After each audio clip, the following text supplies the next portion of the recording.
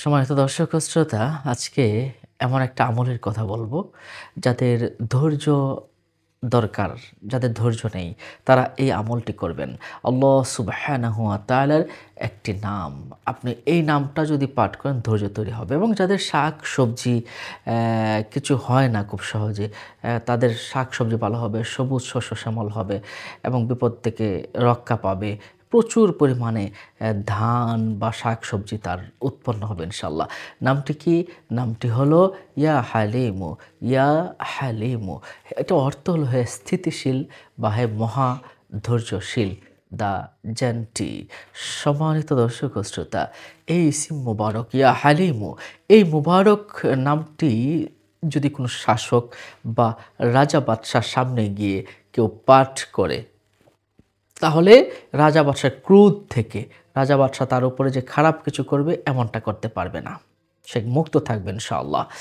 সম্মানিত দর্শক ও শ্রোতা, আল্লাহ পাকের নামের যে কি পাওয়ার, যারা আমল করেছে তারাই পেয়েছে।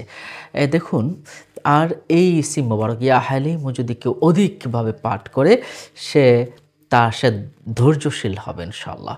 তার স্বভাব ধৈর্যশীল হয়ে যাবে, সে ভালো থাকবে, সে নিজের চরিত্র সুন্দর হবে এবং স্বভাব তার ভালো হবে, সবাই তাকে ভালোবাসবে।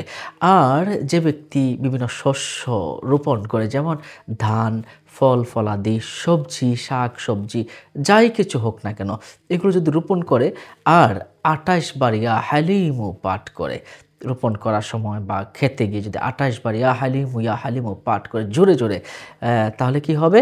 তাহলে সামগ্রিক বিপদ থেকে এগুলো রক্ষা পাবে।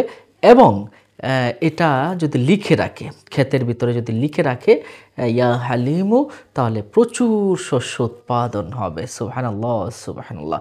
এগুলো কিন্তু আমলের কিতাবে রয়েছে। সম্মানিত দর্শক ও শ্রোতা, অন্য মুমিন মুসলমানকে জানাতে শেয়ার করে দিবেন। ভালো থাকবেন, সুস্থ থাকবেন। আসসালামু আলাইকুম ওয়া রাহমাতুল্লাহি ওয়া বারাকাতুহু।